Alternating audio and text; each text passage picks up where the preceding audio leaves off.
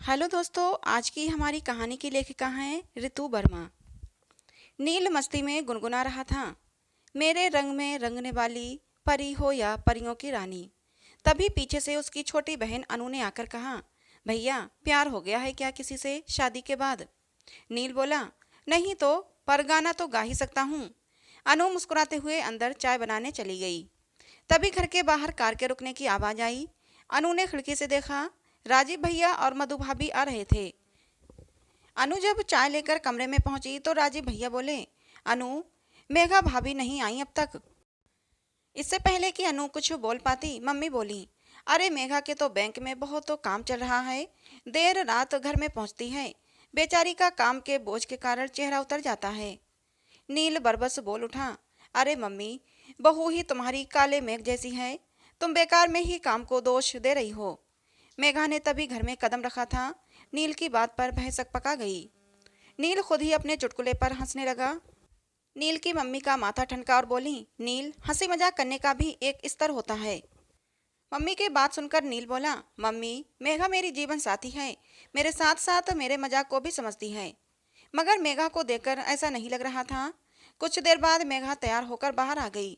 Maroon suit में बेहद सलोनी लग रही थी, परंतु नील बार बार मधु की तरफ देख रहा था। राजीव नील का करीबी दोस्त था। अभी पिछले हफ्ते ही उनका विवाह हुआ था।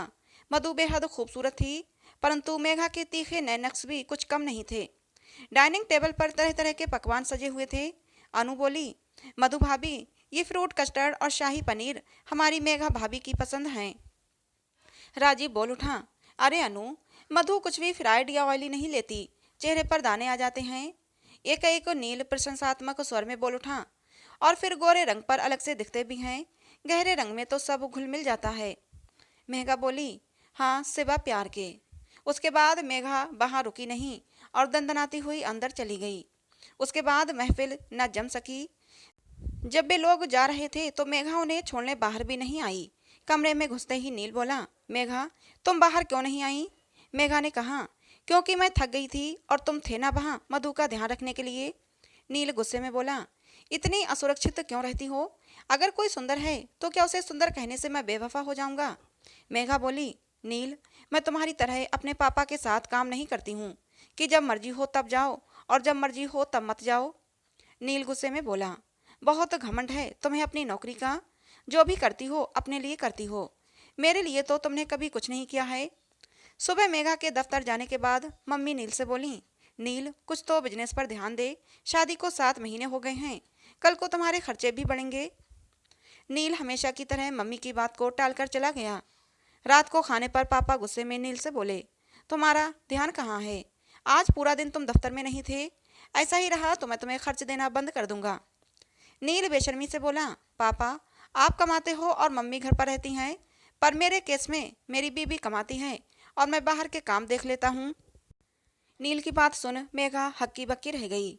अंदर कमरे में घुसते ही मेघा ने नील को आड़े हाथों लिया। क्या तुमने मुझसे शादी मेरी तनख्वाह के कारण की है? मैंने तो सोचा था कि तुम घर की जिम्मेदारियां उठाओगे और मैं पैसे बचा बचा कर एक घर खरीद लूंगी। कब तक मम्मी पापा पर बोझ बने रहेंगे? नील भी गुस्से में बोला, मैंने भी सोचा था कि गोरी चिट्ठी बीबी लाऊंगा जो मुझे समझेगी और मेरी मदद करेगी, पर तुम्हें तो अपनी नौकरी की बहुत अकड़ है। हालांकि नील ने ये बात दिल से नहीं कही थी, पर यह मेघा के दिल में फांस की तरह चुभ गई। आज पूरा दिन बैंक में मेघा को नील का रह रहकर मधु को देखना याद आ रहा था। बार बार वह यही सोच रही थी कि क्या बस वह नील की जिंदगी में नौकरी के कारण ही है। एक एक उसे अपनी दादी की बात याद आ गई। दादी कितना कहती थीं कि बिट्टू, ये गोरेपन की क्रीम लगा ले, आजकल काले को भी गोरी दुल्हन चाहिए। मेघा का जब गौरवर्ण नील से विवाह हो रहा था तो उसने दादी से कहा था, दादी, देखो तुम्हारी बिट्टू को गोरा दूल्हा मिल गया है, और वो भी बिना फेयर एंड लवली के। मगर आज मेघा को लगा था कि नील ने तो उसकी नौकरी के कारण उसके काले रंग से समझौता किया था। मेघा की जिंदगी में वैसे तो सब कुछ नॉर्मल था, पर एक अनचाहा तनाव था जो उसके और नील के बीच पसर गया था। नील को लगने लगा था कि मेघा को अपनी नौकरी का घमंड है, तो मेघा को लगता था कि नील उसकी दबी हुई रंगत के कारण अपने दोस्तों की बीवियों से उसे हे समझता है। इसलिए नील उसे कभी भी अपने किसी दोस्त के घर लेकर नहीं जाता था। उधर नील अपनी नाकामियों के जाल में इतना फंस गया था कि उसने अपना सामाजिक दायरा बहुत छोटा कर लिया था। नील कुछ करना चाहता था, वह प्रयास भी करता पर विफल हो जाता। पिता के व्यापार में उसका मन नहीं लगता था। वह अपने हिसाब से अपनी तरह से काम करना चाहता था। आज उसे एक बहुत अच्छा प्रपोजल आया था।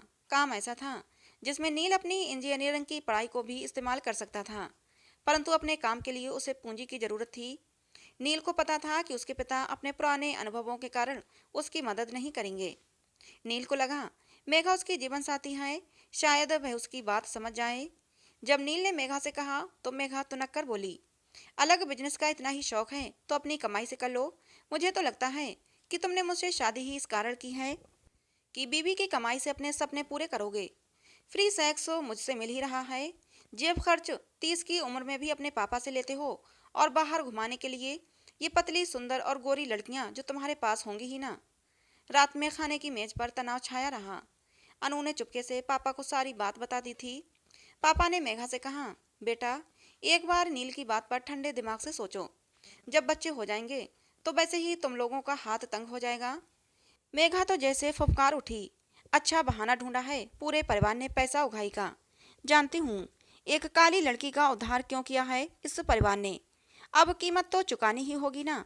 इतना ही अच्छा बिजनेस प्रपोजल है तो आप क्यों नहीं लगाते हो पैसा। मेघा की बात सुन नील अपना आपा खो बैठा और चिल्लाकर बोला, काला तुम्हारी त्वचा का रंग नहीं पर दिल का रंग है मेघा। तुमसे शादी मैंने अपने दिल से की थी, पर लगता है कुछ गलती कर दी है। नील बेहद रोश में खाना अधूरा छोड़कर चला गया था। ये जरूर था कि वह मेघा को चिढ़ाने के लिए कुछ भी बोल देता था, पर उसके दिल में ऐसा कुछ नहीं था। आज मेघा वास्तव में विद्रूप लग रही थी। न जाने क्या सोचकर नील ने कार राजीव के घर की तरफ मोड़ दी थी। 3 बार घंटी बजाने के पश्चात नील मुड़ ही रहा था कि मधु ने दरवाजा खोला। एक रंग उड़े कपड़ों और छितरे हुए बालों में बेहद फूहड़ लग रही थी। लग ही नहीं रहा था कि उसके विवाह को 1 ही माह हुआ है। अंदर का हाल देखकर तो नील चकरा ही गया। चारों तरफ वो कपड़ों का अंबार और धूल जमी हुई थी। राजीव झेंपते हुए बोला, अरे मधु को धूल से एलर्जी है, 2 दिन से कामवाली भी नहीं आ रही है। मधु ट्रे में 2 कप चाय ले आई। अचानक नील को लगा कि वह कितना खुशहाल है, मेघा कितनी सुघड़ है, नौकरी के साथ साथ घर भी कितनी अच्छी तरह संभालती है, और एक वो है नाकारा। अगर मेघा कुछ कहती भी है तो उसके भले के लिए ही कहती है। कब तक वह अपने परिवार पर बोझ बना रहेगा। चाय पीने के बाद नील ने झिझकते हुए कहा, राजीव यार कुछ पैसे मिल सकते हैं क्या, मैं बिजनेस शुरू करना चाहता हूँ। राजीव बोला, नील पूरी सेविंग शादी में खर्च हो गई और मधु के नखरे देखकर लगता है अब सेविंग हो ही नहीं पाएगी। रात में जब नील घर पहुंचा तो देखा मेघा जगी हुई थी।